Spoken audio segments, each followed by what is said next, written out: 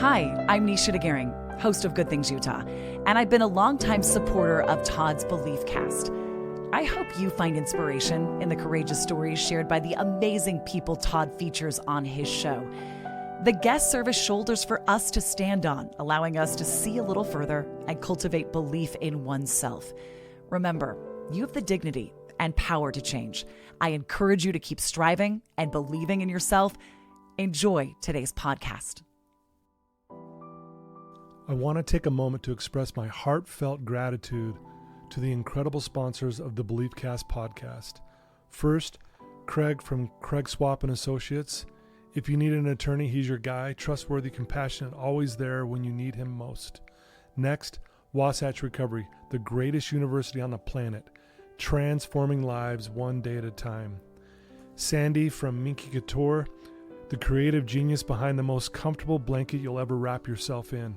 Comfort like no other. The visionaries behind Thread wallets. These wallets redefine style and functionality. Dave Philippi from Micro Plus, pushing the boundaries of nanotechnology and scientific research to bring us cutting-edge supplements for optimal health. The Ralphs and the Debenhams, creators of Mori Nutrition and Calm. Because if you're struggling with sleep, feeling stressed, or can't focus, Calm is your answer. Special thanks to the award-winning pianist Paul Cardall for his beautiful music that brings inspiration to every episode. And finally, Gab Wireless, letting kids be kids and giving parents the peace of mind they deserve. Right now, Gab is offering $25 off any device to new customers with no contract required. That's $25 off any Gab smartphone or smartwatch. Just go to gab.com/belief. That's where you'll get the best deal. That's gabb.com/belief. Thank you to all these amazing sponsors for supporting the Belief Cast podcast and empowering us to continue spreading positivity and inspiration to the world. Welcome back, everybody, to the Belief Cast. This is your host, Todd Sylvester. Today, we have the honor to have Richie Saunders and his father, Rich Saunders, join us. Richie, a standout junior forward for the BYU Cougars, has demonstrated exceptional dedication both on and off the court, earning accolades such as the Big 12 Most Improved Player of the Year and First Team All Big 12 honors. His journey is marked by early morning training sessions at age of 8 with his father. We're going to talk about that. I'm excited. A commitment to personal development and significant contributions to communities both locally and internationally. Rich, my good friend Rich, a former college basketball player himself at UC Davis, has been a guiding force in Richie's life, instilling values of hard work and perseverance.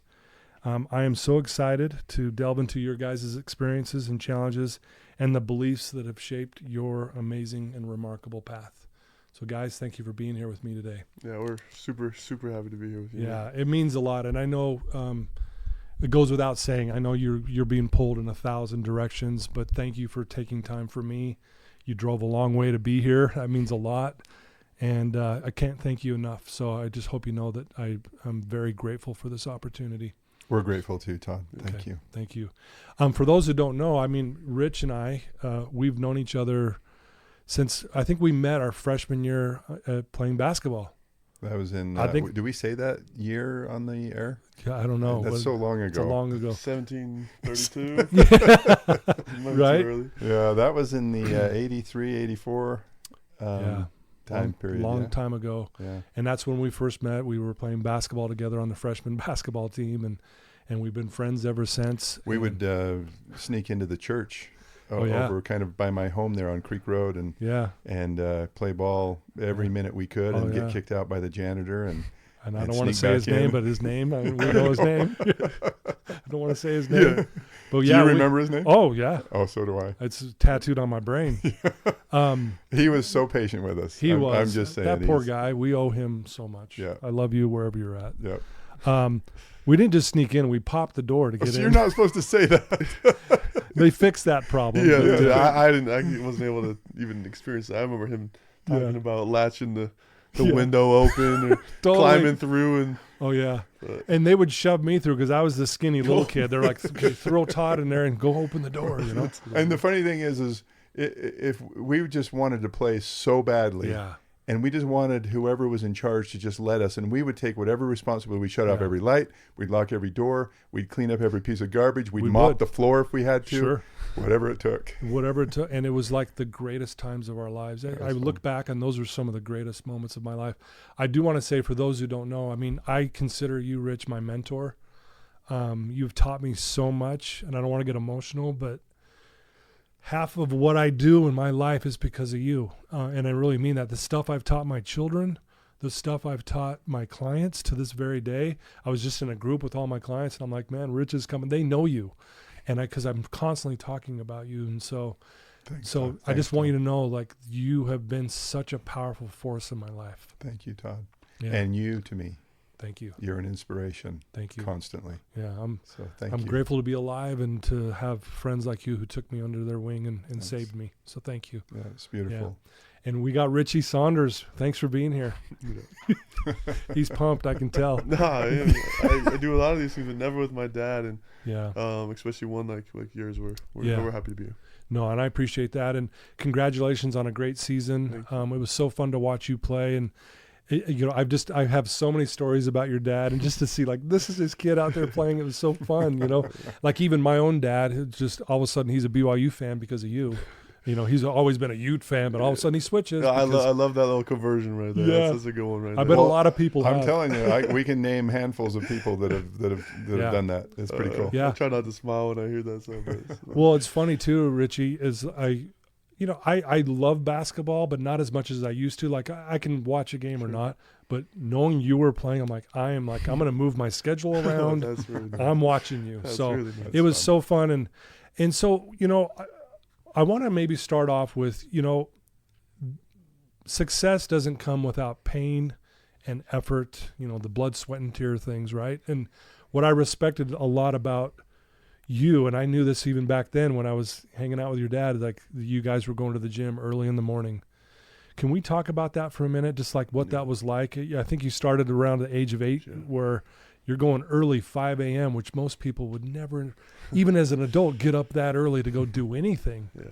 So talk about that, Richie, and how that kind of shaped some things in your life. Yeah, really, that is when I think of what has laid the foundation for my life, like that's honestly one of the big key things. And first off, like, not everybody has a dad that's willing to. Yeah. I mean, sure, they'll do sacrifice in other ways, but like, that's like, my dad was there right with me after, like, a lot of late night with work, with church stresses, like all this kind of stress. Like, it's like, honestly, like, I didn't notice it and realize it at the time, but now as I'm looking back, like, what an incredible, like, sacrifice. Like, 5 a.m. comes quick. 5 a.m. comes quick. And it was one of the cool things to do that together. But yeah, 4:45, 4:50 would be out the door, get at the church. And did you do it willingly, or was there days where you're like, man, I don't want, leave me alone, Dad, I want to sleep? I mean, it's hard because we did that for a decade. Wow. I mean, I can count on 2 fingers the number of times I had to get him up. Really? He was up. That's amazing. I'm honestly, I can't, and I'm only saying 2 because I want to be generous. Yeah. I can't think of when I remember one time specifically when his alarm didn't go off or something, and I had to go up there, and he bounced right out of bed. But it wasn't me pulling him out of bed. It was him pulling me out of bed. Yeah, like he wanted it. Yeah. Yeah, like he enjoyed it, obviously. And if I remember right, you were doing that too when you were in high school and junior high. You were getting up early. I remember that. You even dragged me a few times to some of those early morning workouts. And I remember at 5 a.m. on Tuesdays, Devin Durant would come over, and we would do workouts one-on-one. Jeff Judkins was another one we'd do one-on-ones. And they would teach me the fundamentals. My dad didn't play ball, so he didn't know what the fundamentals were. Right. But we arranged these types of things. And so 5 a.m. in the gym was a norm. I love your dad. It just reminded me. I remember one time we just got through mowing lawns all day, and he looks at me and goes, Todd, the world's going to crack one day. Just remember that. Yeah. And he walked away. I'm like going, huh? So what am I supposed to do with that? Okay, I better be ready. With the most serious tone. Yeah. Yeah. He was amazing. Yeah. And your dad, remember, always had a clipboard. He's like, and we had computers. He's like, yeah, when the computer's down, I got a clipboard. I can still work.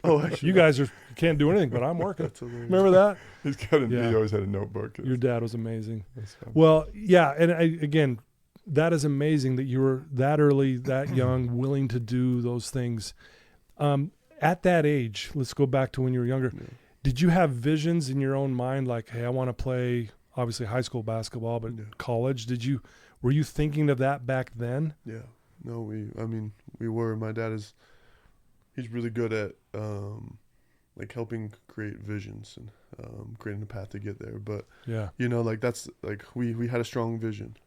Like, didn't know exactly to what extent or whatever, but it was like we wanted to, like, I say we because it really is a group thing, especially with my dad. But like we wanted to for sure play college. Like that's like playing college basketball was like that was our like what we worked towards. It's funny. I remember growing up and like Coach Rose was like I grew up big BYU fan, right? Like Coach Rose, who's one of the old coaches at BYU. I remember vividly coming out and being like right outside of the gym. It'd be like 6:30 or whatever when we'd finish up. I swear he lived right by that gym. Like for some reason, right. Like I was like, I knew it wasn't at all, but like for some reason in my head as a 10-year-old, I'm like, I know Coach Rose lived in that house, right? That could see us coming out, right? You were thinking that because of that, you were going to gain favor with him. I don't know. I was 10, but I was right. I never knew that. Yeah, it was funny, but I just like to whatever extent or why, I look back with such good memories on those mornings and stuff, but because it's not always easy to like say get out of bed after like just a long day. You come up like that again, that 5 a.m. or 4:40 a.m. alarm comes quick, right? And like just at a young age, and this is kind of one of the things I like try to preach to like the younger like kids that I talk to or whatever. Like it's just there's always that feeling of like I don't want to get out of bed. There's no way I can get out of bed. Yeah, you know what I'm saying? Like like that's a real feeling. Like you can feel it in your chest. Yeah, but like for some reason, like I've found that like taking that and just being like, oh, screw that. Like I'm like, like let's just get out of bed. And just really like just physically getting out of bed, then like really cool stuff happens. Like, you know what I'm saying? Like like I do believe that like through habits and stuff, like it's easy for the first few weeks, right? Yeah. But like if then that feeling really comes in strong. Yeah.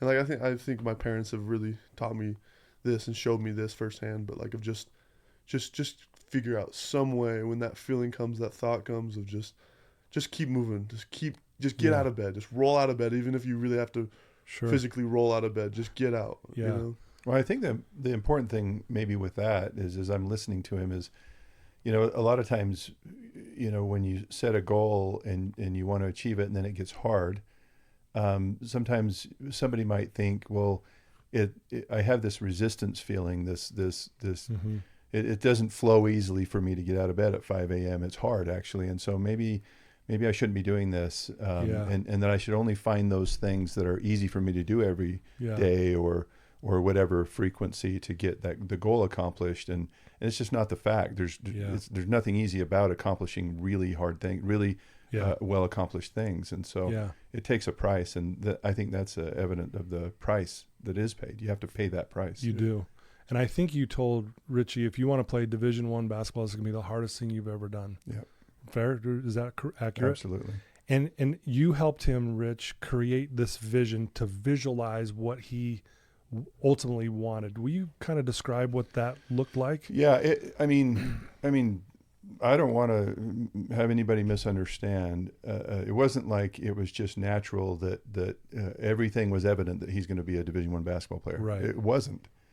In fact, there were times when I'm thinking, okay, what do we got to do to get this kid to make the 8th grade team? Right. I mean, literally. Yeah.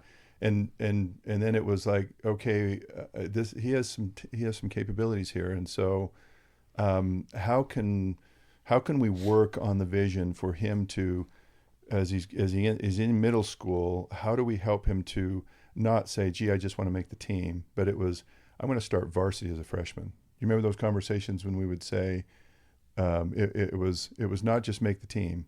It was, we want to start, not just start, but we want to lead the team in scoring. Yeah. It was those kinds of thought processes. One step at a time is, can we make the team? Can you start? Yeah. And we even had goals of, by what game do you want to start varsity? Yeah.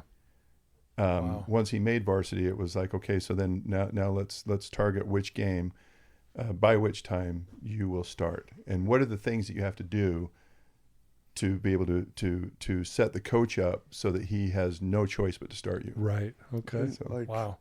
I mean, I look back at those things, right? Like, I think he's really good at, like, helping me to just raise my sights. And, like, a lot of times it's uncomfortable for me, and like, because it's hard to raise your sights, Sure. What if you fail? Like, yeah. So you just totally get vulnerable with it. And, like, he's always been really good at helping me to do that. Like, look, like this, like this is so cool. And he's like, say for example of, like, look, we made varsity. Yeah. It's like, that's great. Let's keep moving forward. Right. Let's get to here, Yeah. And that's kind of, I've learned his kind of love language is just keep pushing you forward. But yeah, I mean, it's just a matter of, like, I think for me, like, my parents, like, that, and just my family in general, like, were really good at helping me to, like, challenge me and help raise that size, because it's hard to do it by yourself all the time. Yeah, that's true. One story that I think is kind of in response to your ask there. Yeah. In creating vision, we were in the gym early in the morning, and we were literally talking about BYU college, Division One. Yeah. And it was a time when, I mean, you have to think about it. You're in those moments. You don't know. Yeah. Well, now we have the privilege of looking back, and it's like, well, obviously, but it was never obvious. Yeah, that's true. And I was sitting there trying so Division One will be the hardest thing you've ever done. Mm-hmm. And what school do you want to play at? And Lisa was coming over to help us in that early morning this one time, Richie's mom. Yes. And and she pushed on our thinking, because she wanted to protect him and say, well, let's focus on the 8th grade team. Don't be talking college. Yeah. But it's like, no, let's focus on the 8th grade team, but let's focus on, because the 8th grade team is a step that we would take to get to what we really want to accomplish, which would be that highest level. Right. And so we had to kind of, and there was some arguing and beating that up a little bit and battling it, and then it was an imperfect discussion, and we just said BYU is it, Division I elite athlete. And let's just so let's start organizing ourselves around that. Yeah. And Richie doesn't like me to talk about that a lot, because he doesn't want to shed any negativism on his mom. Yeah, because she doesn't get enough credit. I remember coming home after school and being like, "Mom, let's go to the gym," and she'd come and she'd be standing into the middle of the lane, and I'd be running full steam at her and be like, "Foul me, Mom! Like, I need to work on my finishing." Like literally, I remember, like, what an idiot! I was so stupid of just, like, that's awesome. Like, I was just hurting my mom. Like, I just go right into her, and she would do it, and she would just be hitting me. Like, she just wanted to play, and she would talk to me after. It's like, I don't know how to keep going with him. He's hurting me. He's too strong. But, like, she's awesome. No, Lisa's the best. I ran into her at some conference this past summer, and I started bawling my eyes out. She came up and gave me a hug and whispered some very amazing wisdom in my ear, and I lost it in the middle of 1,000 people around me. I'm like going, knock it off. That's cool. That's so cool. I don't know if she told you about that, but it was so good to see her and all your daughters and stuff. That was really cool. But yeah, shout out to Lisa. She's amazing. But again, the process of doing anything hard, or something that you want to achieve, like you said, Rich, something that's really high level, it sometimes gets a little ugly. It just does. I see it with my own clients here. If they want to change their life from a drug addict to a good person in society, it's going to get ugly for a minute. It just does. Change is hard. Change, improving's hard, and so, but yeah, I love the visualization piece. I've heard it said, how can you hit a target you don't have? Yeah. Right? That's like really if I good. say, hey, go hit that target out there, you're like, well, there isn't one. Well, yeah, you're not going to hit anything. Yeah. So create a target, create the vision. Here's where we're headed. Let's make the 8th grade team. But I love that you had that overall vision. Like, this is ultimately where we're headed. Yeah. It's pretty cool. And I'll add on that. I remember, like, in the church with the core that we, like, with our childhood, spent all the hours in, like, there was a couch just in the foyer or whatever. I remember, like, there was times when it would be like we'd get in there and for our morning workout, and we wouldn't even shoot a basket. We would just sit there and just think. He brought up the example of some European country that would just do this for training, their gymnastics team. Remember that? Yeah. Of like, just picture yourself shooting this. Oh, wow. And like, maybe that can add some right there, right? Of just like, even in the thick of it, of just keep reminding yourself of what you're going to do. Keep picturing it in your mind. And because you're picturing it and visualizing it, like, even just throughout, not just at the beginning of your journey, but throughout the journey, like, that's one thing that, like, we did, Yeah. Wow. That's so it's like you don't lose sight of it. You establish the target. It's important to keep the target in mind as you're going, reminding you of what your target is. Yeah, that's a really good point. Well, and I've learned too, your brain and central nervous system does not know the difference between a real event or if you imagine it vividly. They call it synthetic experiencing. So that's really what you're doing. You're synthetically experiencing the moment, but your brain actually believed it was happening. Yeah. It's like muscle memory. Yeah. I think I heard that's why Michael Phelps is the best Olympian. They'll all say he's the best at visualizing. Huh. That's really good. And, we would sit all the time and visualize shots from a first person perspective. What does that look like from your eyes? Not from and I'd tell him, don't look at it from the audience, from the crowd's view. Look at it from your eyes. Okay. What does that jump shot look like? How high are you? What does the release look like? Where are your eyes focused? And visualize what happens with the ball. Don't look at the ball, look at the rim, but what is that ball doing? Yeah. And how fast is it spinning? And watch it go through the net all the way through. Foul shots over and over. Yeah. The visualization. So the visualization can be at the macro level, the big level, and also on the little elements of it. Yeah. And he happened to make a couple of really important foul shots this year. He made a few big ones. Well, I hate to jump ahead because there's so much to talk about, but when you make it to BYU, I mean, what was that like? Like, you've been visualizing this for so long, and here you are, all of a sudden you're actually dribbling on the court at BYU. What was that like when you first got there? No, I mean, honestly, like, it was a really cool moment. Like, one, like, I wish my grandpa, who was a huge BYU fan, like, I wish he could have been there, in the sense, because that's what we used to go to the games with him. Isn't that where you fell in love with BYU? Because he'd take you to those games? Yeah, I mean, it was he ingrained it or whatever, like, from early age. But I remember my first start as a freshman of sitting down on the bench and looking up, and that being like a really surreal moment. And I will say, like, right after that, I had completely laid an egg and had a terrible game, and we lost a big game. And I don't know, I'm just saying that it was just like, wow, it was really cool. And then it just, another one of those times when you just get beaten up, right? You're like, I'm on top of the world. Like, this is so cool. Like, I've worked so hard for this. And then just completely, like, went from 100 to 0 in those moments, right? But I just only bring that up of just, like, even when you get there and it's great, it just, like, stuff happens. Yeah. But that doesn't define anything I've learned. Well, how do you handle moments like that, Richie? Because there's days where we do lay an egg and things don't go the way we wanted to. We were visualizing it this way, but it went the exact opposite, right?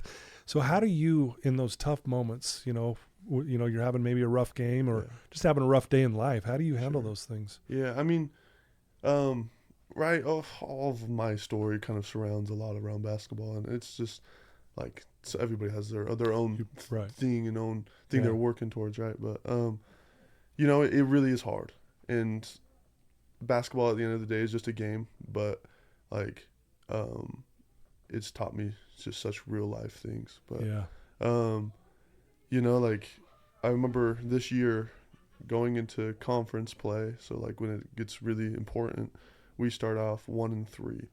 Yeah. And like just like sitting there just like, what are we going to do? How in the world am I? Like I remember walking around on that Sunday of just like, this sucks. Like this, like, is this really how this season's gonna be? Like, but like, again, it's just like with basketball. Like, what helped me in that moment is like first like being around like my wife and my family. Like that really helped, and like just working stuff through it. Like just getting above and like realizing like this really is just like this is temporary. It doesn't define anything. But just getting back to the gym and just working. Right. Like of just, that sucked. That was not what I wanted to happen. Yeah. Like I feel stuck. Like, and I see this mountain ahead of, say we have 20 more games after that. It's like, it's just crazy, but just getting shots and working through it mentally, like, in the gym, like just working through it, and that's it's hard. Were there conversations that you had with the team that kind of helped rally them as well, or that the team had with themselves? Yeah, I mean, we held like kind of like a before practice the next day of just players meeting, and just came up with some just key things of like, okay, there's so much. The thing that's hard about like playing basketball is it's so public. Right, so everybody's just thrashing you like you're the worst, you're terrible, like, man, but you can't even imagine. It just comes with it. Only BYU Cougar fans can do. No, it's common among all. It is, all fan bases.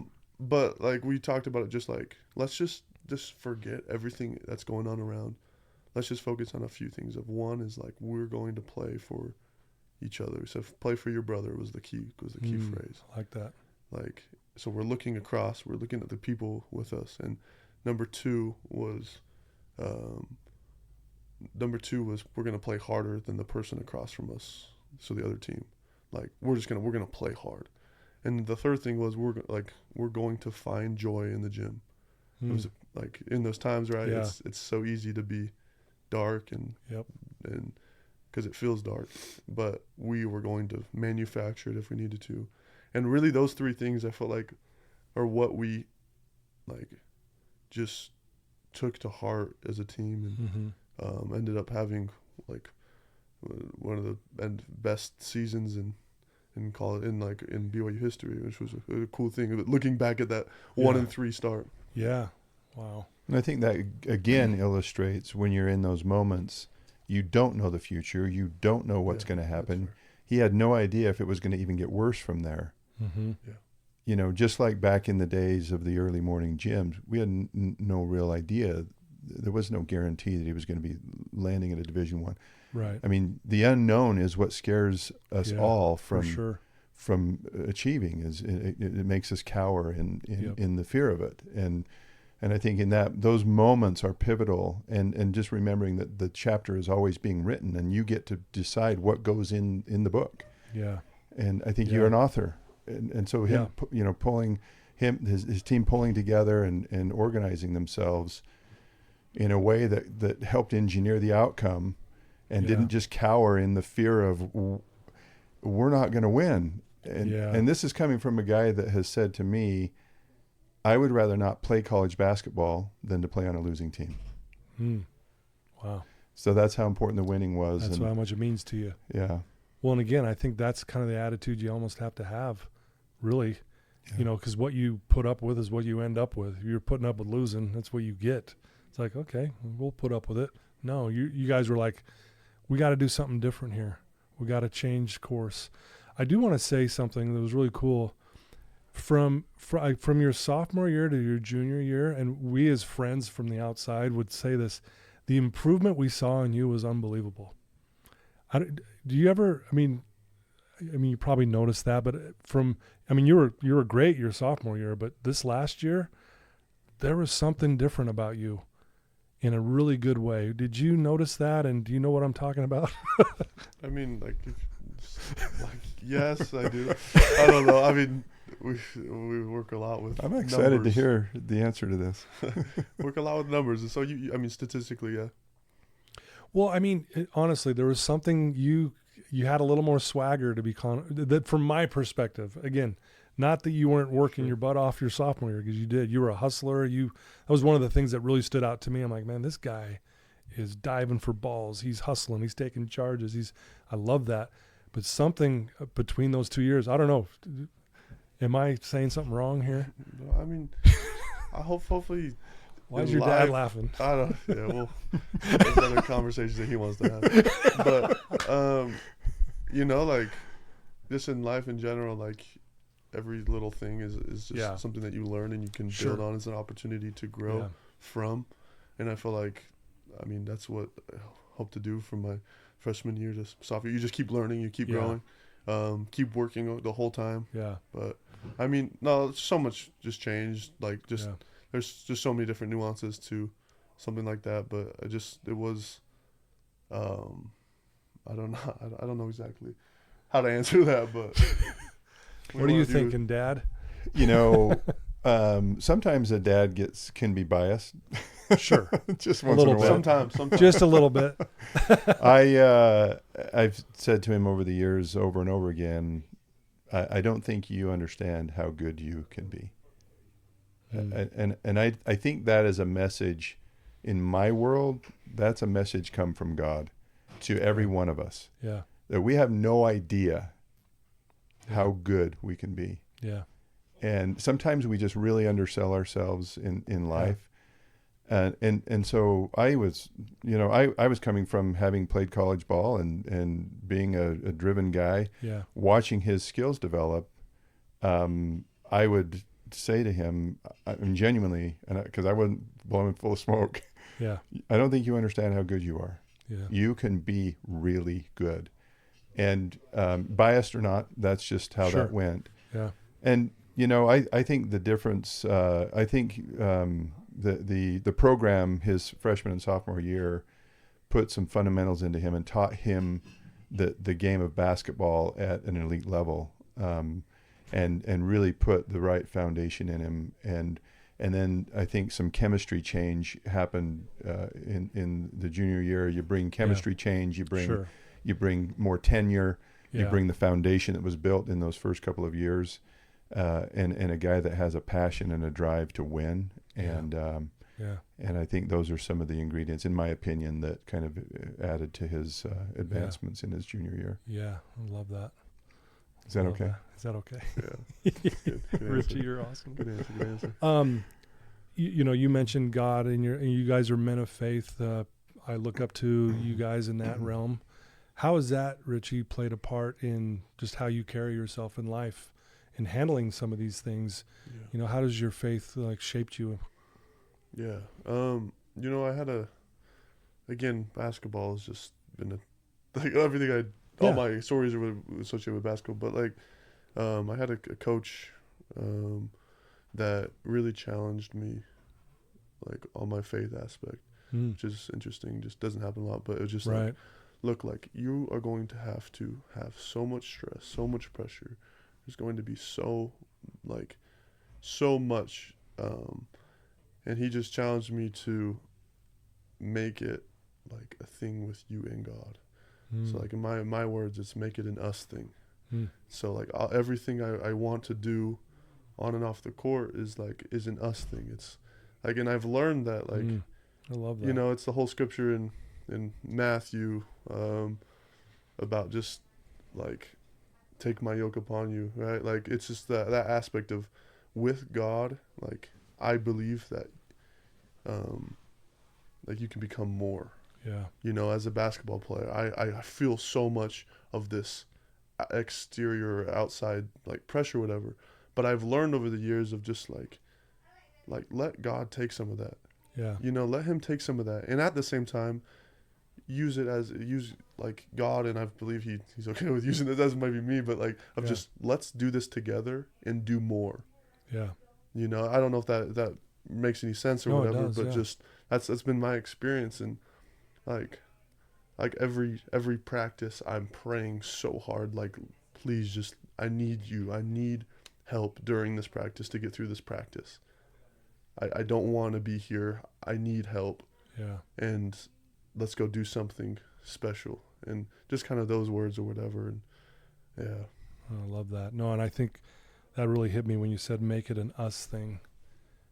Just let's do this together, right? And kind of like what you said earlier, Rich, you know, we could say this anyway. You don't know how good you really can be. I mean, I can say this to my own clients who are just trying to get off the street and live a decent life. You know, you don't realize how amazing you are. Yeah. I often say this. I think people are astonishing.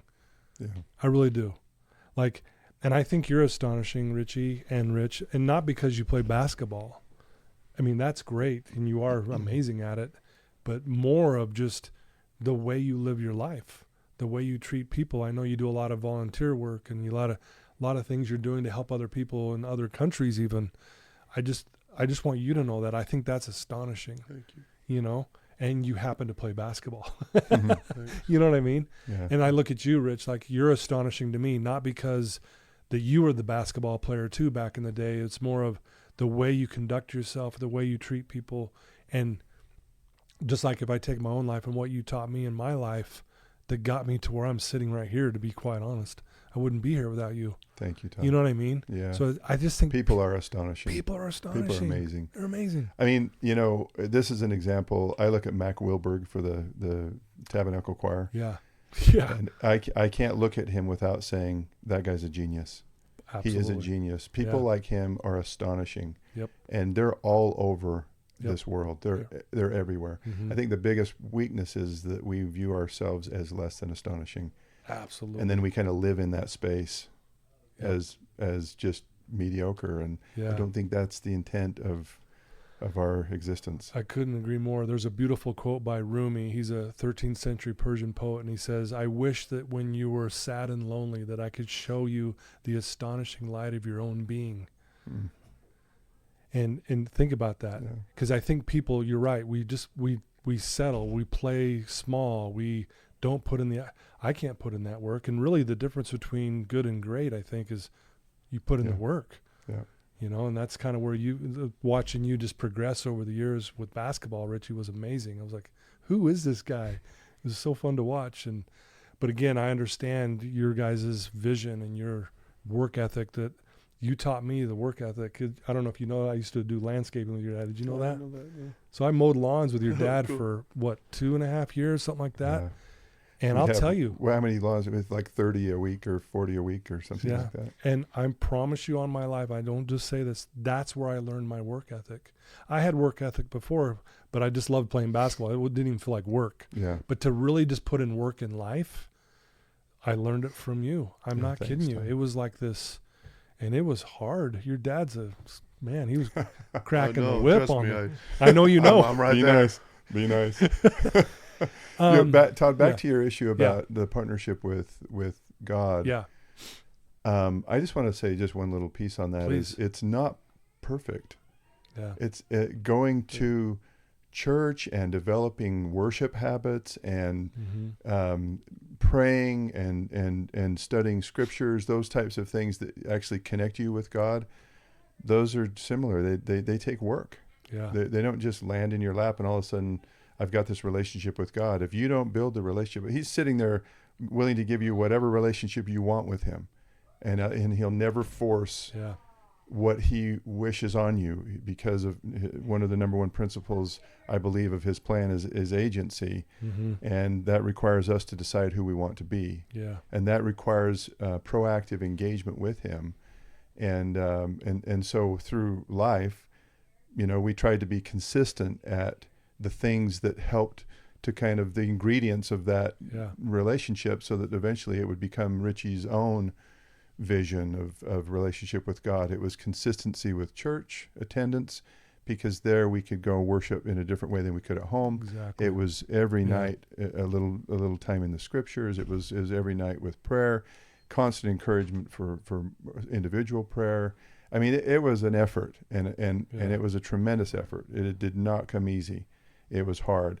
But I think what we're seeing here, at least as I've heard from Richie, is because of those foundational principles, he's learned to make this a we thing between him and God can always make us something that we're just not without him. Right. Love that. Thanks for sharing that. That's awesome. Any other thoughts on that, Richie?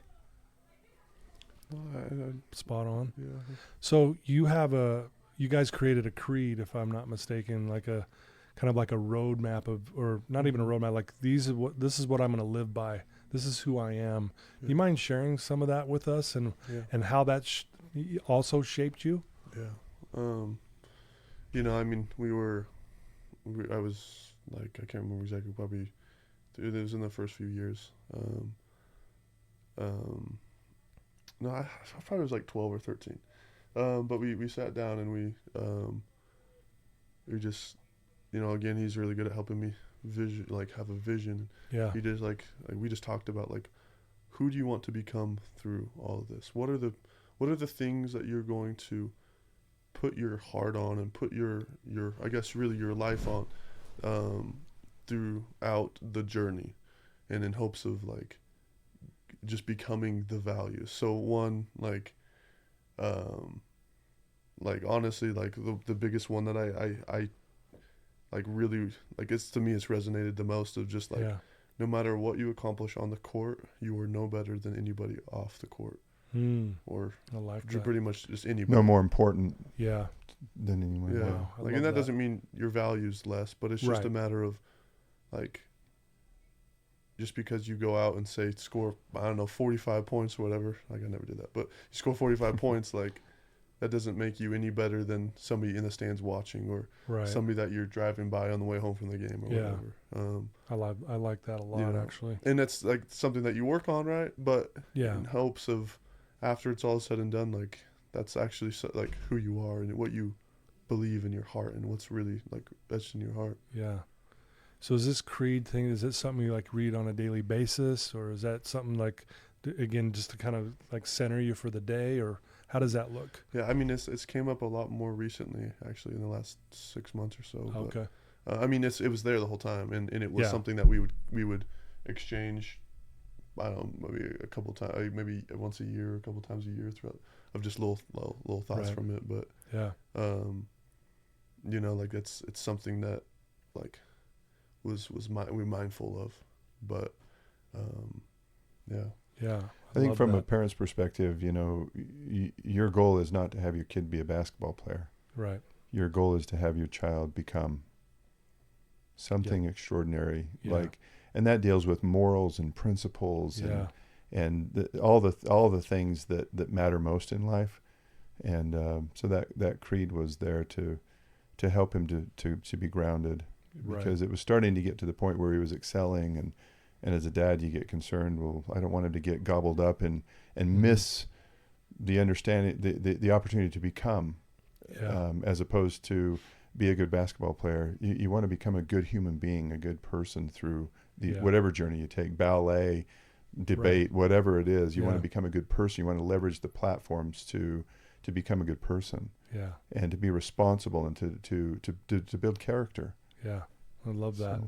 So, I do, and again, I give you this credit, and you may not even remember this, but I do this thing called my hour of power every morning, and I learned that from you, because I remember many, many, many eons ago, I was overcoming addiction, and you told me if I really want to change my life, I have to come up with some kind of a morning routine, and I created this thing called my hour of power, and part of that is I don't call it a creed, I call it a declaration statement. It's just something I lean towards, but it's the same thing.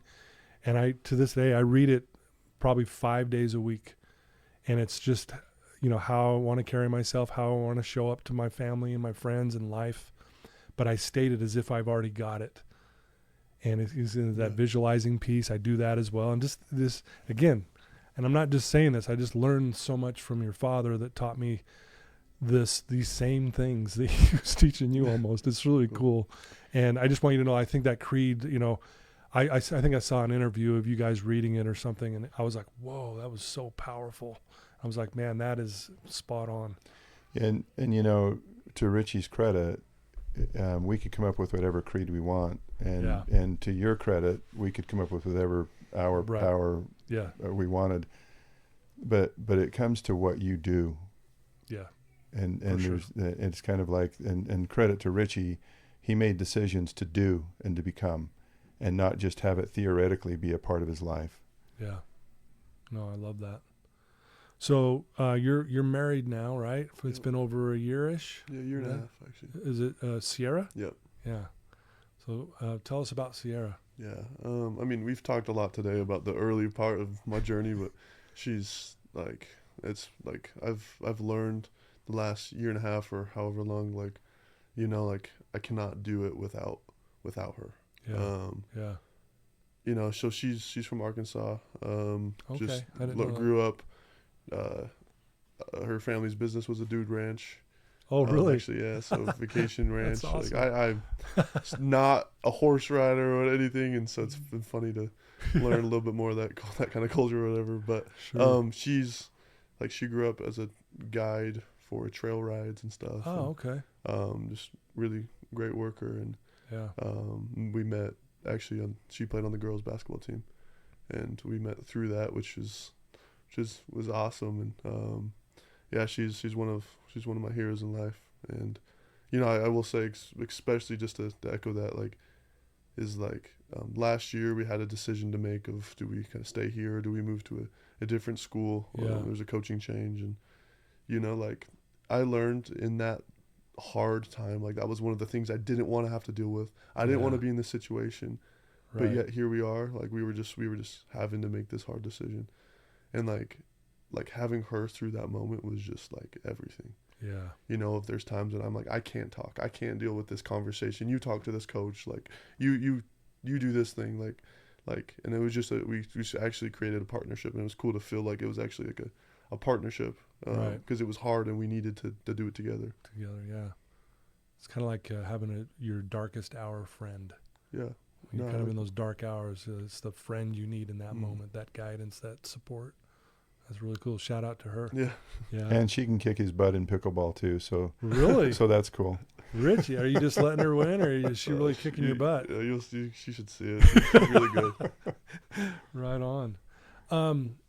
So, I don't want to ask something I can't ask, but I mean, I know, looking to the future, do you know what your plans are? Do you know? I mean, I know you've got a lot of people wanting you to do certain things, and.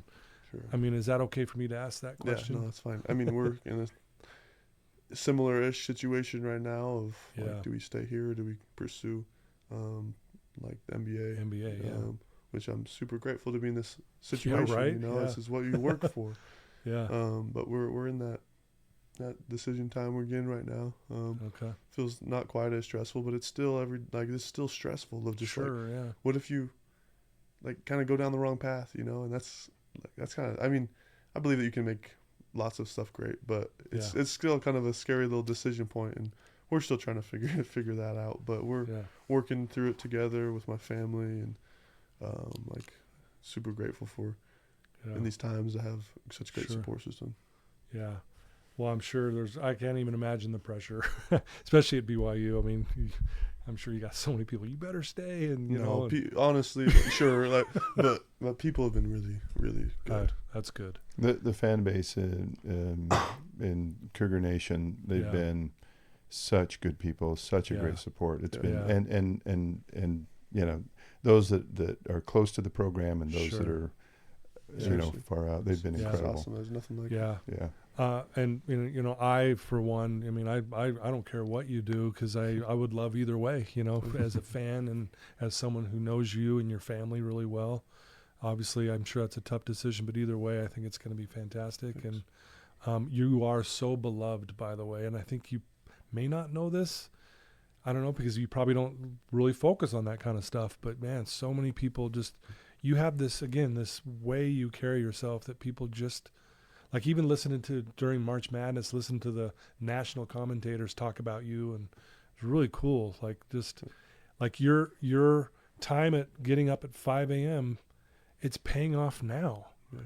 And who wants to do all that to have this? But yet here you are doing it. Isn't that cool? Thanks. Yeah, no, it's that kind of blows my mind.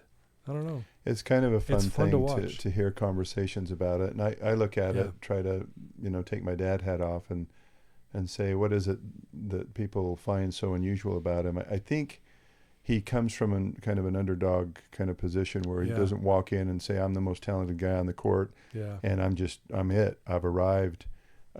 He works for everything he gets. He really does. He works hard for what he gets. Yeah. And so, and he's trying to live a good, morally solid, principally based life. And I think it's evident, and it's broader than basketball. For sure. It's life. It is life. And I think there's something about that just is respectful. Yeah. Respect worthy. Yeah. Maybe is the word. Yeah, no, thank you. Fun to watch. Thank you. I'm going to share a quote with both of you. I want to get your thoughts, both of your thoughts on it. And then I'm going to ask you one more question before we wrap it up. Is that cool? Great. Okay. I want to hear your thoughts on this. And this one, I thought of both of you when I came across this. Okay. It starts off, it says, every saint has a past and every sinner has a future. A reminder that we're all unfinished stories, scarred by our mistakes, yet redeemed by the hope of what's to come. It whispers that even in the darkest moments can be a stepping stone to light. That redemption isn't reserved for the perfect, no, it's for the broken, the flawed, the ones who have fallen and dared to rise again. The past doesn't define you, it shapes you. And the future, well, hell, that's where you'll shine. That was a quote by Oscar Wilde, and I'd love to hear your thoughts on that. I know it's a long quote, but what do you think of that? I mean, honestly, like my initial thought is just like we're all just unfinished. Yeah. Like we're just on this journey. Yeah. And journeys aren't always glamorous. Yeah. They're not always just amazing, but what they are is it's work, and it's an opportunity to choose to move forward. So many different side notes. I feel like I could go on that, but the one is like maybe say personal faith. Like, it's not always perfect.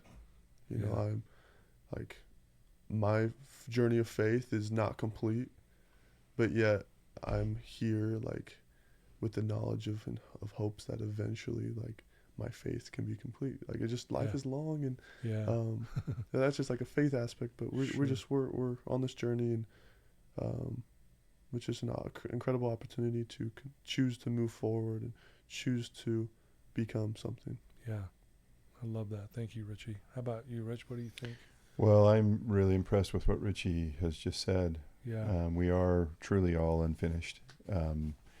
I would say just a couple of things is it's important, I think, to embrace that and have mercy on yourself through your mistakes. Life is hard, and we are going to make mistakes. And I think we would do a good job to extend the type of mercy toward other people, recognizing that other people are on the same journey. They're unfinished.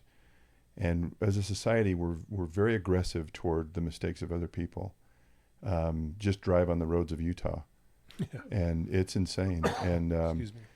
I think as a people, we need to do a better job of being merciful toward the unfinished product of every human being on the earth, the unfinished state of people. And I think too is to have that kind of mercy for yourself. Sometimes, there's things in my life I just make the same mistake over and over again, and I think, when will I ever be able to stop making, whether it's a mindset, or when will I ever stop thinking that way or being that way? Yeah. And how do I kick it? And it's just really important to be persistent at forgiving yourself and being able to move on. Yeah. Because the damnation occurs when you just allow to be stagnant in that spot, the shortcoming, the failure, the fault. Right. Yeah. And that's where you become stuck. And so I think it's really important to be able to say, to acknowledge it for what it is and to move forward and to be just brutally merciful to yourself. I love that. And you can practice that by being as merciful to other people. Yeah. Thank you. Very well said. Thanks. Love it. Both of you. Thank you. So I'm going to ask you first this question. If someone's listening to us right now and they are in a bad place, they're in a dark place in their life, what would you tell that person? I would say that there is a God above who is as real as they are, as we are, as I am, who knows them and who loves them infinitely. And to never give up on seeking the gift of hope. The sun will always come up in the morning. The spring will always come after the fall. And the dark winter, always. I think God has set in motion the sunrise, the change of the seasons, to tell us over and over again, there will always be a spring. There will always be a sunrise. And never give up on yourself. Be persistent. Surround yourself with good people that are better than you, people that uplift you. Get out of social media. Stop scrolling. Focus on things that are tangible, real. Go out and garden. Produce goodness. Use your hands. Love people. Extend that love through service and force yourself to get out of yourself. So those are just some thoughts. Yeah, love it. Well said. And I talk a lot of garden with my clients because of you. Seriously, a lot of gardening. Richie's becoming a good gardener. That's awesome. He's doing it. So thank you. Beautifully Thanks. said. Honestly, that really touched my heart. I felt like you were talking to me. But thank you. I needed that. Richie, what would you say to that person who's struggling? Yeah. Like life gets hard and it gets dark. But I honestly, I was going to kind of touch on a little bit of what my dad said, but there's so much hope coming. Like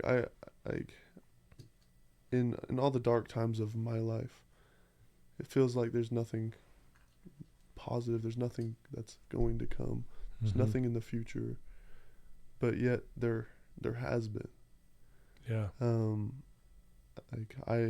One of my hardest times was actually when I was serving a mission for my church. Like, I felt stuck. I felt unheard. I felt just feelings of just like a little bit of useless. Like I'm not useful. And I really just felt just dark. I was in Seattle and it was dark, but I felt it in my heart and my soul too. But I just chose to keep moving forward, and that's my invitation to those people is just choose to keep moving forward because there is goodness approaching. Yeah. And just the last thing, and I don't need to say too much, but there's so much joy that comes from serving and helping other people that in your darkest times, like if you can just reach out to other people and help their lives be happier, that there's so much power for that for you personally. Yeah. Wow. Well said. Well said. Wise before your years, man. It's amazing. Both of you, thank you for everything. Honestly, like just the conversation was wonderful. I hope you felt it too. We didn't just talk basketball. We talked some really powerful things that we all can learn from and grow from. And for those listening who are struggling, we are here for you. I'm here for you. I've dedicated my life to helping people who struggle. And so if you are in that dark spot, the advice you just heard is so fantastic. And I love, Rich, the symbolism of the seasons.